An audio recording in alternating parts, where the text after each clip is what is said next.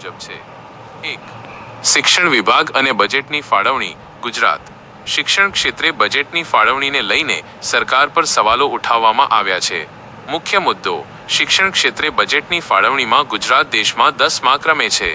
વિગતો કેન્દ્રીય નીતિ મુજબ દરેક રાજ્યએ પોતાના કુલ બજેટના 20% રકમ શિક્ષણ માટે ફાળવવી જોઈએ, પરંતુ ગુજરાતમાં 2026થી 27ના વર્ષ માટે આ જોગવાઈ માત્ર 15% જ છે।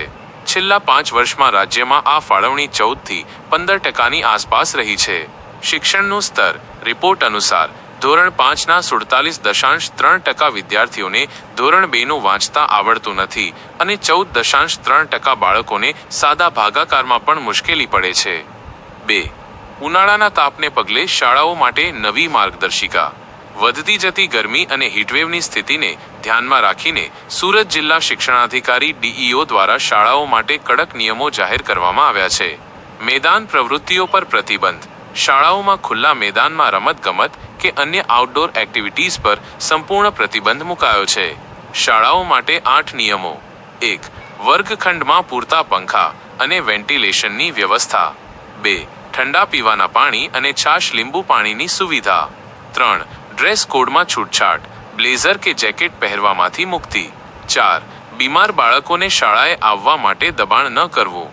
5. તાત્કાલિક સારવારની વ્યવસ્થા અને વાલીઓને જાણ કરવી। 6. જો છેલ્લો તાસ ફ્રી હોય તો વિદ્યાર્થીઓને વહેલા ઘરે જવા દેવા। 7. શક્ય હોય ત્યાં શાળાના સમયમાં ફેરફાર કરવો। 8. આઉટડોર ગ્રાઉન્ડ એક્ટિવિટી બંધ રાખવી। 3. યુપીએસસી સિવિલ સેવા પરીક્ષા 2025ના પરિણામોનું વિશ્લેષણ। યુપીએસસીના ઇન્ટરવ્યૂમાં માર્ક્સ મેળવવાનો ટ્રેન્ડ બદલાયો છે અને આ વર્ષે રેકોર્ડ બ્રેક પરિણામો જોવા મળ્યા છે।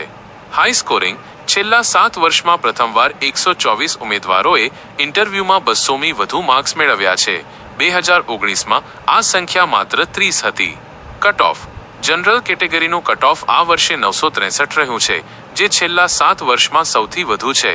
ટોપર વિગત આ વર્ષના ટોપર અનુજ અગ્નિહોત્રીએ કુલ 1071 માર્ક્સ મેળવ્યા છે। ઇન્ટરવ્યૂમાં સૌથી વધુ 225 માર્ક્સ તેજસ્વિની સિંહે મેળવ્યા છે। 1000 વત્તા માર્ક્સ આ વર્ષે 100મી વધુ ઉમેદવારોએ કુલ 1000મી વધુ ગુણ મેળવીને નવો રેકોર્ડ બનાવ્યો છે।